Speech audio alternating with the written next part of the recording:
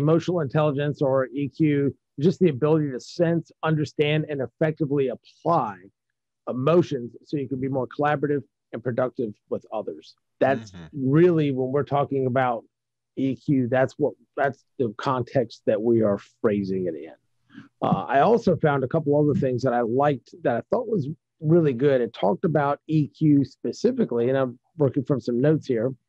Talked about EQ being a foundational quality that can impact our ability to use our skills and talents to be effective in different situations. And I like that because just because you have the skill to do something, you have the talent to do something, if your emotions run away from you, if you're triggered and you're upset or something goes wrong that's not quite right and you have an emotional response to it, that can really impact those. You're not going to be able to use your skills and talents to the same degree as if you were calm and level-headed and everything was good. So, I mean, when you look at measuring somebody's EQ, your level of emotional intelligence, it's looking at your ability to sense and understand and effectively apply the power of acumen to your emotions to be able to facilitate those higher levels of collaboration and productivity that we talked about. So it's really important to understand, I think, the makeup, that emotional makeup. And once you understand it, I think you can really apply that to your success. And Dave, we've all seen it. We've been in organizations, either we've worked for the organizations or we're running organizations.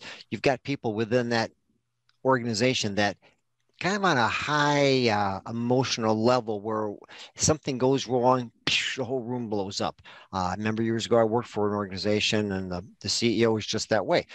The meetings were not very productive when he was in a bad mood. Nobody wanted to say something that was going to rile him up or offend him, even though it might have been the truth, because unfortunately, this gentleman's emotional quotient or IQ or EQ was lower than it should have been.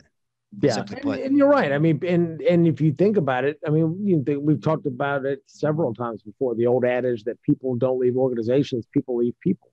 Right. And if you're going into meetings all the time and somebody's just flying off the handle and they're just, all over the place like that, do you really want to work in that kind of environment? Does that build a strong, healthy organizational culture that people feel safe coming to? Well, you've worked with clients. I've worked with clients the same way, where I've seen the decision makers are just that way. And people tell me it's the worst thing to have to come to work on a day when that guy's having or that woman's having a very bad day, because it just gets them all stressed out. It gets them very emotionally defensive in those situations. And as a result, hey, their productivity goes down.